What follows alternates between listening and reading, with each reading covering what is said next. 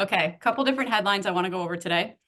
The other thing is in doing this rundown, just looking at headlines and different outlets, it feels like to me that pricing is in the spotlight in general, especially as inflation kind of continues to slow down. So I think it'd be good to talk about that as its own topic at the end. But first, let's go through some of the news. So Starbucks is first up. This headline was in Fortune. Starbucks accused of rigging payments in app for nearly $900 million gain over 5 years by consumer watchdog group. So here's the deal. For just anybody watching that doesn't do this, you can use the Starbucks app to pay for drinks, right? So you download the app. The app basically functions as a gift card. You load money into the app, and then you can buy stuff without interacting with anybody in the Starbucks. Unfortunately, when you use it, I always have a balance when I need to reload. So if I go to buy coffee, the coffee is $5. If I have anything under that amount in my app, it forces you to reload, and the minimum is $10. However, the default is like $25. So this whole thing is about that unspent amount of money across millions of people that use the app. So it says in 2023, this unspent loan was $3 billion. So it's basically like a piggy bank for Starbucks. So anyway, the $900 million gain, it all ties back to greedflation and people's issue with how that payment system works. So maybe we just talk about it broadly first. What are the issues with this from your perspective? I haven't thought about it from an academic perspective, but I've always been annoyed by it. I don't, the $25 default is so obnoxious. It's like, I want to buy a $2 cake pop. I don't want to pay $25 right now. And then you can select something smaller, but even still, it's like, then there's always a balance on there. I mean, from them, it's sort of like, yeah, like you said, it's just a cash balance that's monstrous, and they could do whatever with it. Especially at these interest rates, it's a source of revenue for them now. And then people forget their gift cards, which is obnoxious too. Yeah. Yeah, that's true. Yeah, to me, it just plays into that perception of fairness, particularly when there's a group coming out and advocating against it.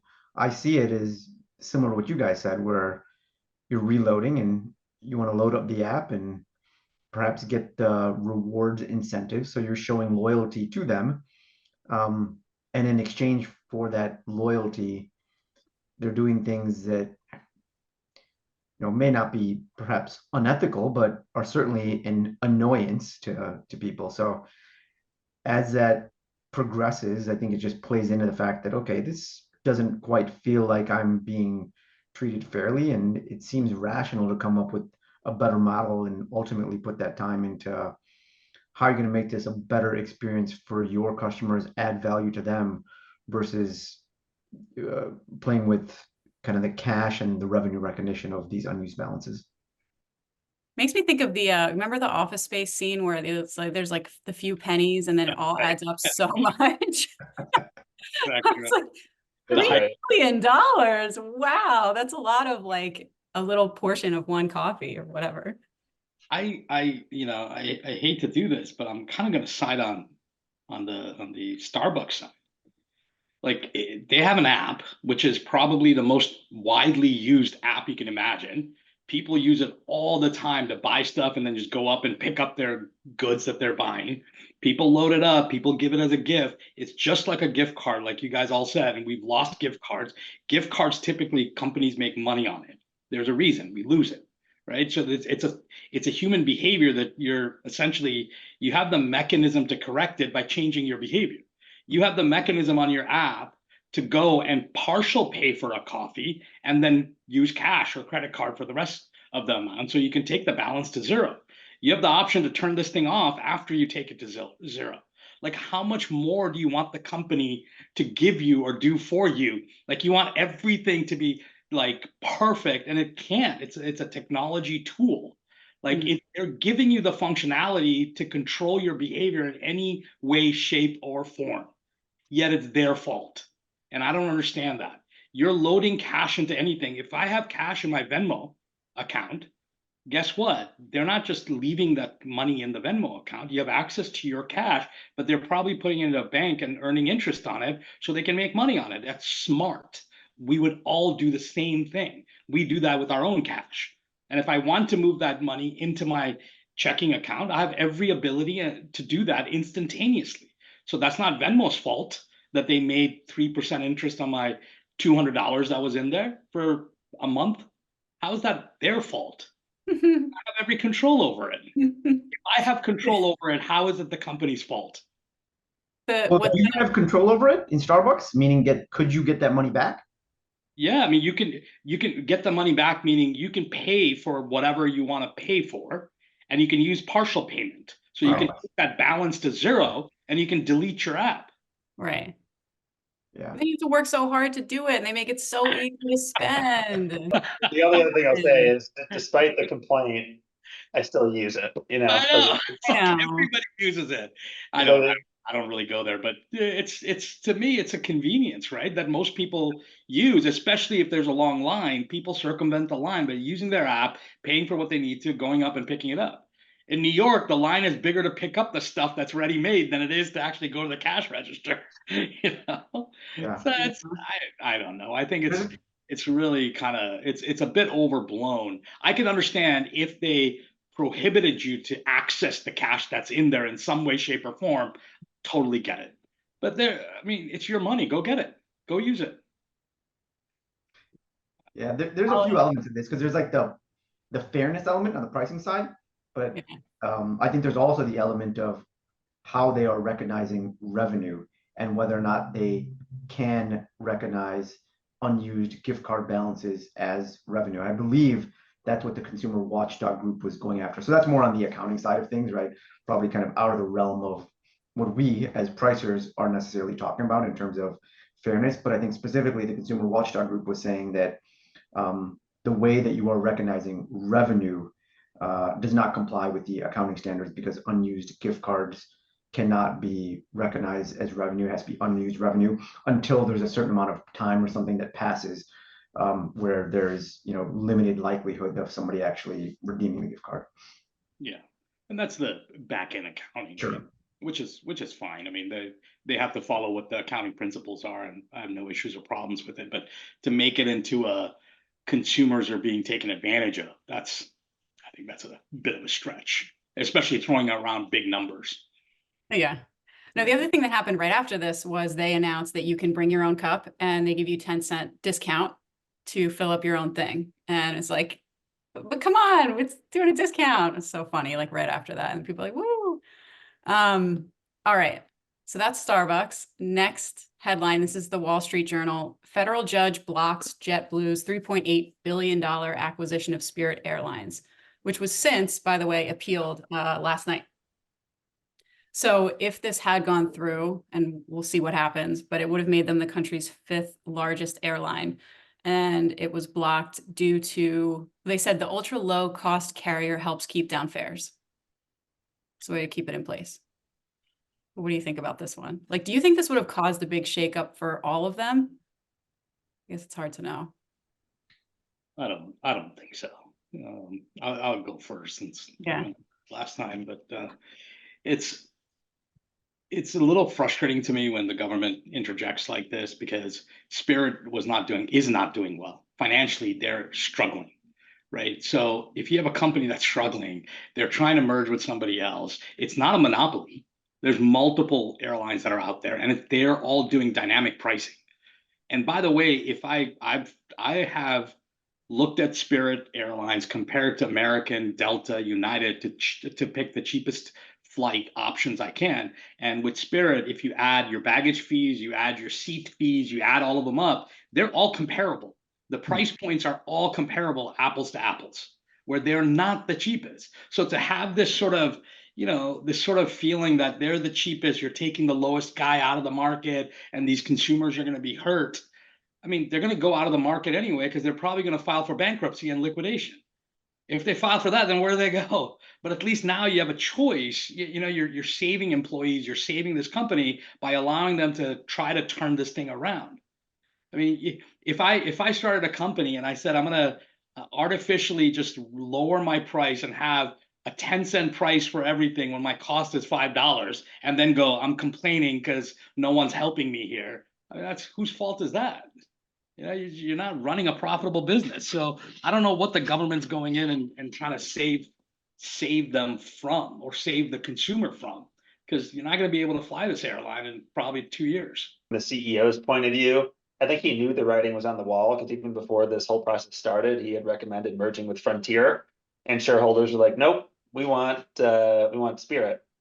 And then the CEO is like, all right, well, I don't think Spirit's gonna work. But once that was the vote, he's like, all right, I think this is a great thing that the government should approve and not intervene in. So I feel like from, whatever anti-competitive math he was looking at, he probably knew this was gonna be a tough hurdle for whatever reason, and now they're sort of back to square one. But yeah, you also can think what's going to happen next with the company, because if it continues to struggle, is there a bailout, or is there another acquisition? Do they go back to Frontier? And by the way, I think they have to pay a breakup fee of like $400 million. Right. That's right. So like they're like even worse. Yeah. Yeah, if scale in the airline industry is a competitive advantage, and the combined merger of these two is the fifth largest, then that plays further into the competitive advantage that the top four have, right? That's just saying that these guys continue to have and will sustain a competitive advantage over time due to their scale, and presumably nobody can break into that unless it's 100% organic growth, which historically the top players have not relied upon. That's right. So yeah, it doesn't really seem terribly fair based on the conversation so far. Yeah, I think it's better for I think it's better for the consumer to have legitimately 5, 6, 7, proven airlines with multiple routes competing, Yeah. for the customer's attention. I don't understand this this low end, reasoning. It just to me it doesn't make sense. The other article I found was in the National Review, and they said the same thing. It said this marriage between number 6 and 7 airlines would have enabled JetBlue to compete head to head against the big four. So ironically, the dominant airlines are breathing a sigh of relief, and the big Yeah. four continue to control 70% of the market. Yeah. I don't, and it's also, it's not, I mean, we talked about it, but it's a long-term look at it, right? A long-term look at the market, long-term look at demand, long-term look at consumer needs. If you look at it from a long-term perspective, I just don't see how this is helping. Maybe you can make this argument short-term, because you will not get to see the $100 fare that you like seeing, for no bags, no seats, kind of a flight. But long term, it doesn't have that viability. And then, the effect on other mergers and things that they're looking at consolidation now, that may not happen, which is even long term, that's another detriment to customer choice and availability of flights. They appealed, so we'll see what happens. Yeah. Okay, on to Pepsi. So there are two headlines on this one. First one is the Washington Post. Pepsi and Lay's are dropped by one of the world's biggest grocers over price hikes. And then the other was in Fortune. PepsiCo and a French supermarket giant are arguing over who dumped who first in the shrinkflation tussle. So Carrefour is pulling products like Doritos, Cheetos, 7-Up from shelves in France, Italy, Spain, and Belgium over price hikes and shrinkflation, and they just said, forget it, we're pulling it. So maybe Pete, you start with this one, because you had a few things you posted about this, just kind of like with the dynamics at play. Yeah, it's just a fun case to see. These negotiations don't always play out publicly, and this is like a unique time that both sides are squawking because they don't want to look bad, and we get sort of an inside view of what's happening. Not exactly what's being said or on the table, but it seems interesting that it's all over pricing, right? And then the difference here is that I think Pepsi can't like blink, basically, because they're already offering prices at high prices to everybody. Carrefour is saying, not on my watch. And if they kind of just concede, then you're going to have 100 other international grocery chains saying, oh, well, I'm going to threaten to pull Pepsi from my shelves. And so they're sort of backed into a corner. And then Carrefour, they've got substitutes, right? They've got Coke, they've got their own internal brands, they've got other categories of beverages. So I think it's kind of a test to see, are consumers more loyal around the store, and they're going to keep shopping in the way that they know the aisle layout and their habits in the place close to their home? Or are they going to say, no, I'm going to go to a different grocery store that has Pepsi? And I think today, for me, like the brand that a store carries wouldn't be the thing that sends you to a different.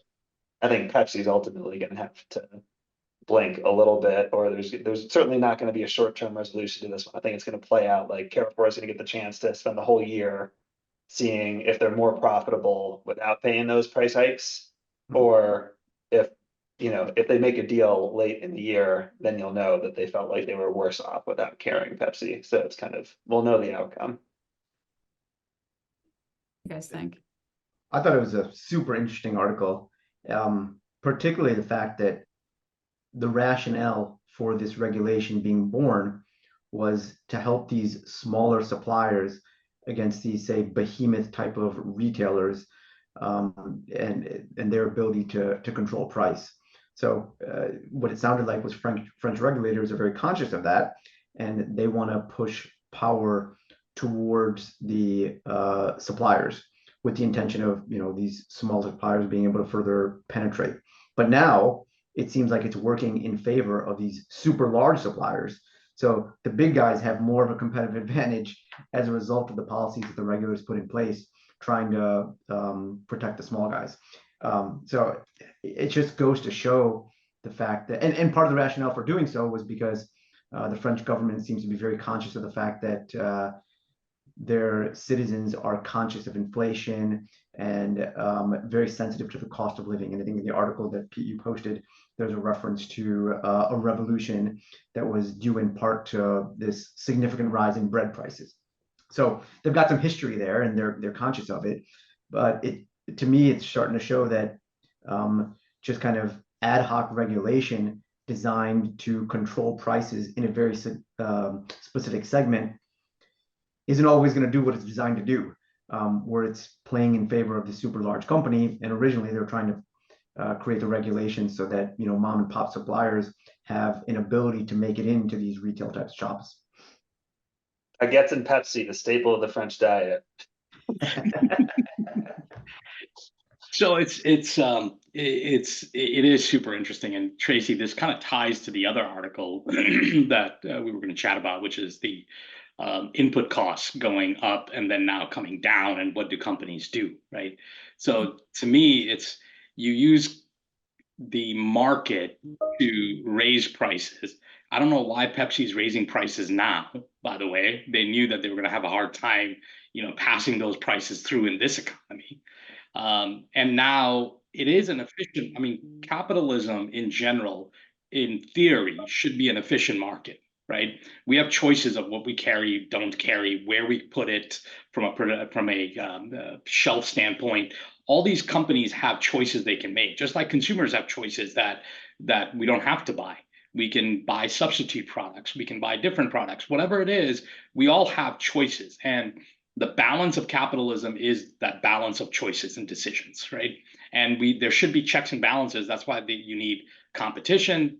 That's why you need you can't have a monopoly. All of these things have to come into play. So I'm very curious as to how, in this environment, Pepsi thought it was a good idea to raise prices in Europe across the board on these different products. That to me seems like a bit of a careless decision that they're making, unless there's something else that I didn't read about, or that's part of their negotiation, or what have you. The other thing is, from a supplier perspective, from a distributor or a retailer perspective, I think that is where the power lies right now, because of consumer sentiment that exists, especially in Europe. Like Adnan was saying, with inflation, the numbers that's there, out of all the G5, Europe's got some of the worst inflation still. So trying to put high prices through, the retailers have the power to just go, no, I'm not going to do it because I've got the consumers on my side. Where do you think the consumers' sort of loyalty is going to go when they see this in the paper? there's going to be a backlash against these products of Pepsi or whoever else that chooses to do this. So I find this very interesting, just from a pure timing perspective, more than anything else. There was a example referenced in one of the articles that Pepsi had a similar standoff with a larger grocer in Canada in the beginning of 2022, and it lasted for 2 months before they came to an agreement. So we'll see. Yeah. In that case, they said the grocer had like a lot more power than these guys, but I don't know. Yeah, it will be different because that, the consumer sentiment would be different back then versus now, right? Yeah. Right. I think there's still, like we talked about before, we've had clients come up and say, hey, gee, can we just raise prices on all products regardless of what inflation's doing? Just to use that as a veil or a cover, which we don't advocate for, and nor do we have that as part of our solutioning. It was a different world back then than it is now. Now it's a little bit different to do that. In terms of inflation slowing, Hmm. hopefully that's the right term to use here. One of the things that came up in the last roundtable was this scenario where a customer comes up and says, hey, I saw inflation going down. Where's my price decrease? So I think it'd be good to talk about that a bit, because what you mentioned was that people need to be prepared for that kind of conversation. So maybe the starting place is, how do you approach preparing for that? How do you think about those conversations? Obviously, every company will be different. Every offering would be different, but how do we open that up? Yeah, I think what we had talked about before was not to use input cost as the reason for your price increase. If that's your reason for the package, and you can, I'm not saying you can't, it's okay to do that, but you just have to prepare then for your price drop when those input costs, especially if those input costs are transparent, then you gotta be ready for that price drop, which most people won't do, most companies won't do. Then then what happens, right?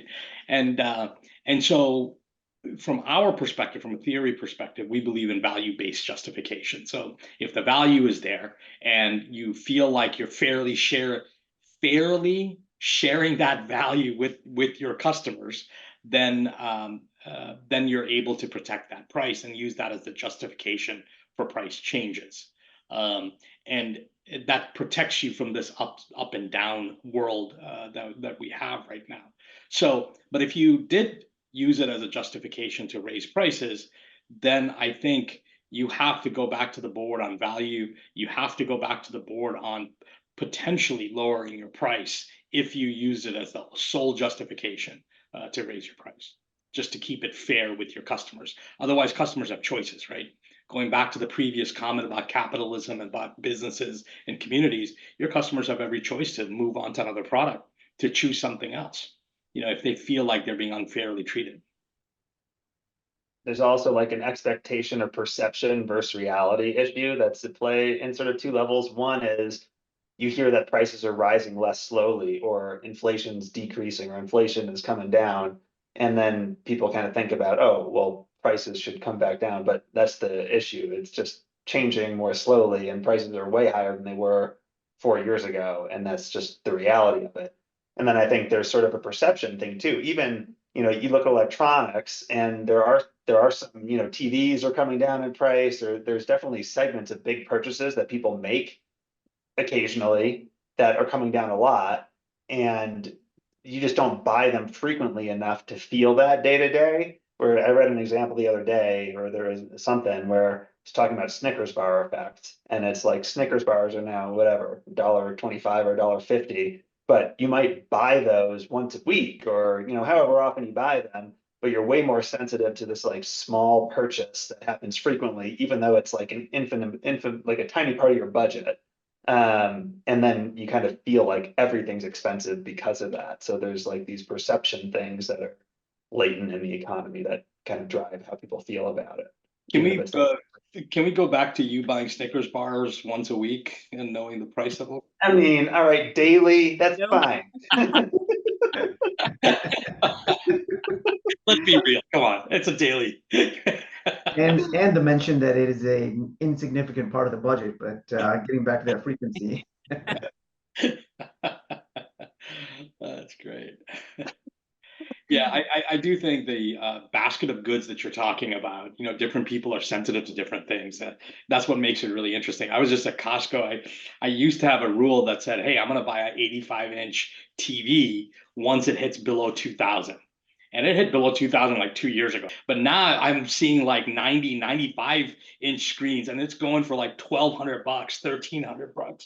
It's crazy. I mean, the prices are dropping like crazy, especially, you know, with the semiconductor chips coming through that coming in now without any issues. It's just, there's a lot of things that causing that price to come down. But if your basket of goods is concentrated in the things that are steadily holding at high rates, then of course your perception is going to be different than somebody that has a different basket of goods that they're measuring the economy on. All right, maybe that's where we are for now. Covered Right. the ground. Okay, till next time. Thank Thank you you. all. Appreciate it.